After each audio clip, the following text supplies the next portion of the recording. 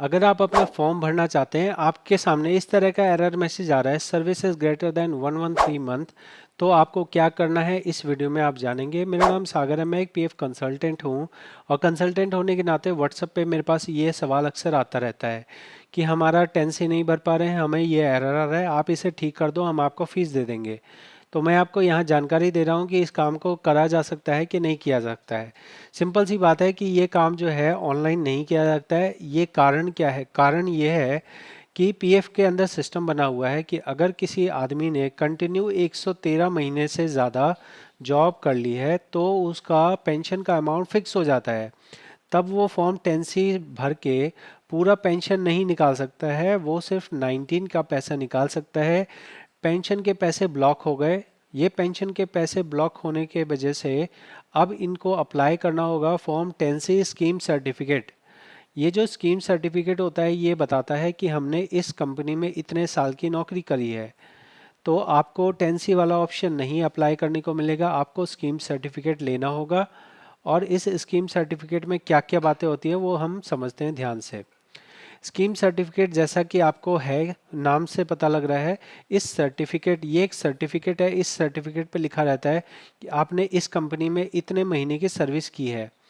अब इसका इस्तेमाल कब होगा, पैसे मिलेंगे कब? पैसे मिलने की दो कंडीशन है। पहली कंडीशन है कि आपने 50 साल से ज़्यादा काम हो गया, आपका उम्र 50 साल से ज़्यादा हो गई और फिर आप अपना, मान लो आप आगे कहीं काम नहीं कर रहे, तब आप फॉर्म नंबर 10D भरोगे। जब आप फॉर्म 10D भरोगे तो वहाँ पे पूछता है कि क्या आपके पास कोई स्कीम सर्टिफिकेट है। तो वहाँ पे आपको जो इस सर्टिफिकेट पे नंबर आएगा वो आपको नंबर वहाँ टाइप कर देना है। तो ऐसे में इस सर्टिफिकेट पे जितने महीने लिखे रहते हैं उतने महीने का आपको क्रेडिट मिल जाएगा। और फिर आपके हर महीने वाली मंथली पेंशन डिसाइड हो जाएगी। मंथली पेंशन डिसाइड होने के लिए दो फैक्टर होते हैं, लास्ट की आपकी सैलरी और आपने कितने महीने कितने साल की आपने सर्विस की है, जिसे बोला जाता है पेंशनेबल सैलरी, पेंशनेबल सर्विस। तो पेंशनेबल सर्विस और सैलरी के अकॉर्डिंग आपका ये डिसाइड होता है। तो आप ये मान के चलिए कि आपको जो सर्टिफिकेट है वो तब इस्तेमाल हो पाएगा जब कम से कम 50 साल हो गए हों। और मानो आप 50 साल के बाद भी नौकरी लगातार कर रहे हो, फिर क्या होगा? फिर ये होगा कि फिर आपको जो है ना 58 साल वेट करना पड़ेगा। 58 साल आपकी रिटायरमेंट एज होती है।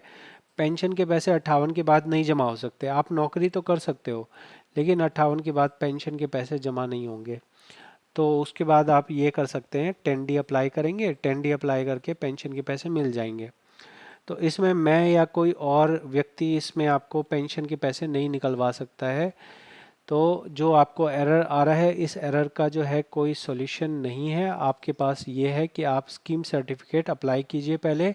उसके लिए पहले आपका नॉमिनी भरा होना चाहिए। इस वाले एरर को आप नहीं हटा सकते। किसी को पैसे मत दीजिएगा कि ये कोई आपका अंदर की सेटिंग करके इसको कोई हटवा दे। ऐसे अंदर की सेटिंग करके कोई इसे नहीं हटा सकता है। कंप्लीट जानकारी इस वीडियो में मैंने आपको दे दी है।